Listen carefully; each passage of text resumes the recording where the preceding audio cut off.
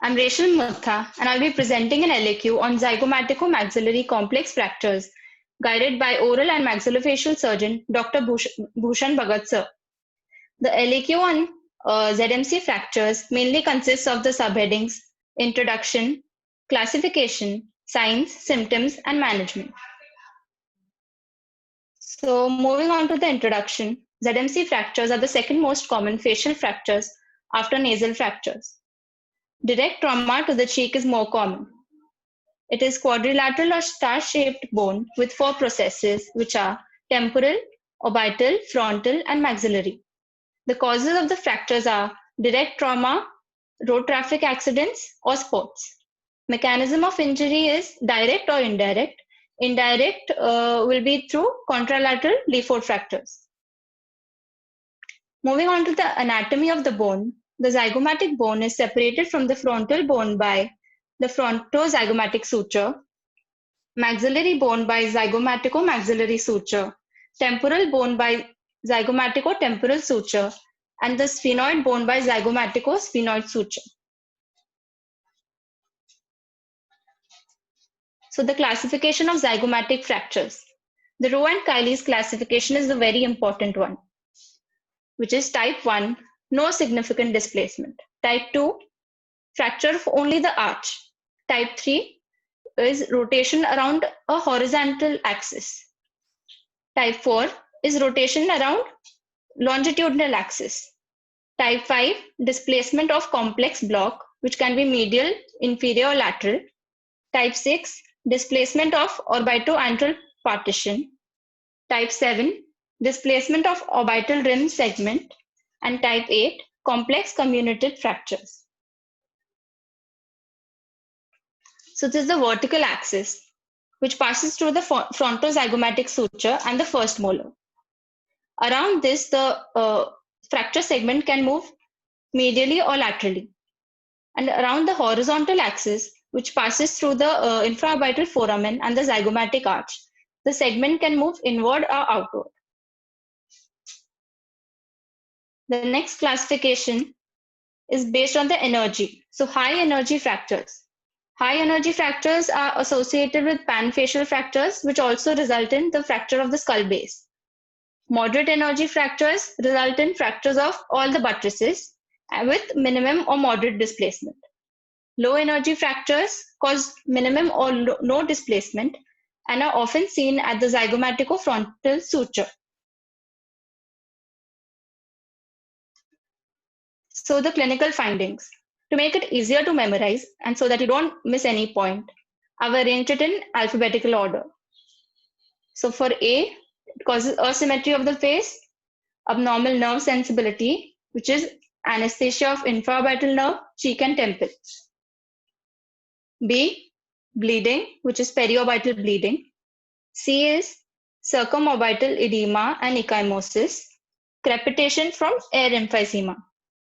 D is diplopia, which is double vision or displacement of palpebral fissure. E, ecchymosis of maxillary buccal sulcus or epistaxis, which is unilateral on the side of the fracture and in ophthalmos. F, flattening of the malar prominence on the side of the fracture and zygomatic arch. G is alteration of the globe level. H is hemorrhage, which is subconjunctival hemorrhage. And the other findings are pain and trismus. Trismus is most common in isolated fractures due to downward displacement of the zygoma impinging on the coronite process. So these are some pictures. Asymmetry is seen, flattening of the malar prominence is seen, alteration of the globe level is seen. This is periorbital edema, subconjunctival hemorrhage. So the management. First, moving on to the investigations, radiographic examination is done. The most common views are occipitomental views, which is also known as the Waters view, antero-posterior skull view, submento vertex view, and CBCT. So the reduction. Reduction is mainly the restoration and alignment of fracture segments to their original anatomic position. So for open reduction, the indications for open reduction are severely displaced fractures, more than 2 fractured segments, orbital reconstruction, cosmetic reasons, functional disability, nerve and muscle complications. So the steps of surgical treatment. So what are the steps? Pre-surgical images are taken, prophylactic antibiotics are given, anesthesia, detailed examination, and the force reduction test is performed.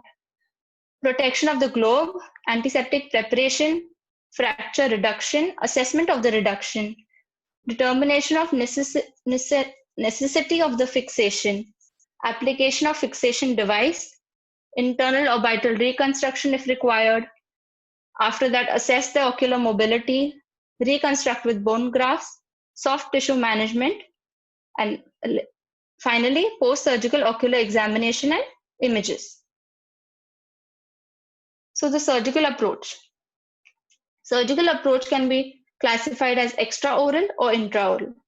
For extraoral, we have bicoronal or hemicoronal, Gillies temporal, superolateral, which is supraorbital and upper eyelid, lower eyelid, transconjunctival, percutaneous.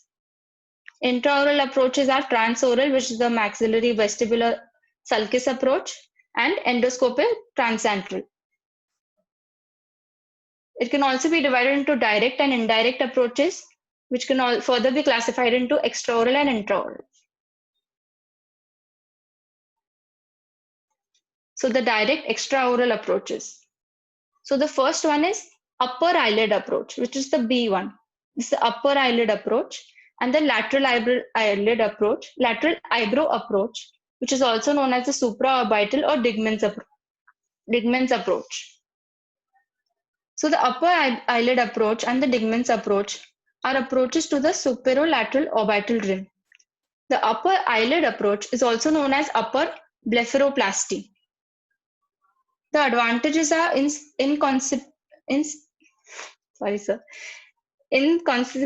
the scar is not seen as the incision is at this crease line, and the incision is 10 millimeters above the upper eyelid margin and 6 millimeters above the lateral canthus of the eye.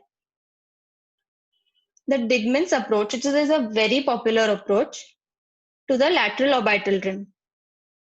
No significant neurovascular bundle is present, and the scar cannot be seen. The incision for the Digman's approach is 2 mm over the orbital rim, parallel to the hair of the eyebrow. And this is used for medially and downward displaced zygoma. The next is the coronal or hemicoronal approach. Bicoronal or hemicoronal approach. This incision is mainly for approach to the upper and middle facial regions. The access is very good and the scar is minimal. The lower eyelid approaches are 3: subciliary, transconjunctival, and intraorbital. The subciliary incision is 2 mm below the lid margin. The transconjunctival incision is also known as the inferior fornix incision.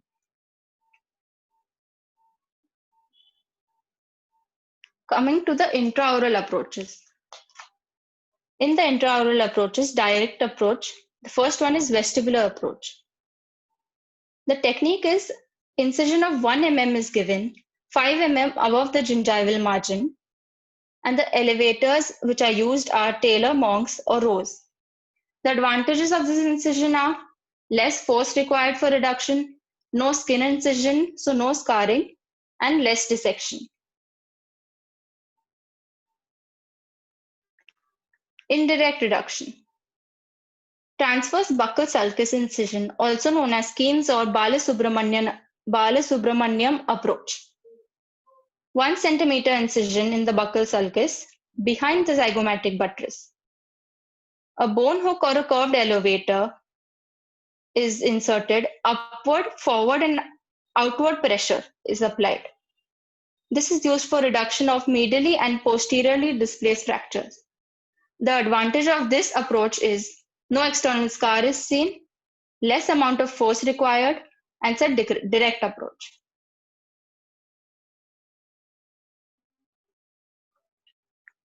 Gillies temporal fossa approach. It's a 2 centimeter length incision made 2.5 centimeter superior and anterior to the helix within the hairline. A temporal incision is made and take care to avoid the superficial temporal artery. Then dissect through the subcutaneous tissue and superficial temporal fascia down to the deep portion of the deep temporal fascia. This is the indirect approach to the zygomatic arch. The fascia is then incised to expose the temporalis muscle. As you can see out here. The elevator is placed between the temporalis fascia and the temporal muscle. An instrument is inserted deep to the temporalis fascia and superficial to the temporalis muscle. The Rose zygomatic elevator is inserted just deep to the depressed zygomatic arch and an outward force is applied. Care should be taken not to fulcrum of the squamous portion of the temporal bone, which is done by the Bristow's elevator. So that is not used. Then bone closure is done. This is the Bristow's malar bone elevator, and this is a Rose zygomatic bone elevator. So the percutaneous approach. In the percutaneous approach, a Stacy's bone hook or a Carol Girard screw can be used. For the bone hook, it is inserted through the skin incision along the inferior border of the zygoma. The fracture is reduced with lateral traction. The advantages of this approach is quick access, minimal scar, reduced risk of infection, and easy recovery. Moving on to the fixation. The methods of fixation most commonly used are wire osteosynthesis and rigid fixation through mini plates. The less common methods are external pin fixation, maxillary antral support.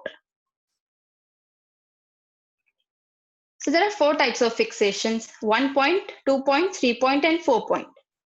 So the 1 point fixation is when mini plates are placed only at 1 point, most commonly at the zygomatico-maxillary suture. The indications are undisplaced fractures, simple non-comminuted zygomatic complex fractures. Then the approach for the frontozygomatic suture can be through the supraorbital eyebrow approach, and the approach to the zygomatico-maxillary buttress can be through the maxillary vestibular approach. 2 point fixation, mini plate fixation is done at the frontozygomatic and the zygomatico-maxillary suture. The indications for this are displaced fractures, unstable after reduction, fracture at frontozygomatic suture, infraorbital rim, and the buttress. 3 point fixation. Mini plates are fixed at the frontozygomatic suture, zygomatico-maxillary suture, and the infraorbital rim. Good reduction of these sites mostly reduces the arch fracture, which is not fixed. 4 point fixation. Fixation is done at the frontozygomatic suture, zygomatico-maxillary suture, infraorbital rim, as well as the zygomatic arch. The unique point is that the surgeon visualizes the zygomatic arch. The order of placement of these plates will be on the least damaged landmarks. Moving on to the complications. Post-operative complications can be retrobulbar hemorrhage, malar asymmetry even after the surgery, visual disturbances, loss of vision, persistent diplopia, enophthalmos, sensory defects involving the infraorbital nerve, compromised ocular function, persistent oculocardiac reflex. Thank you.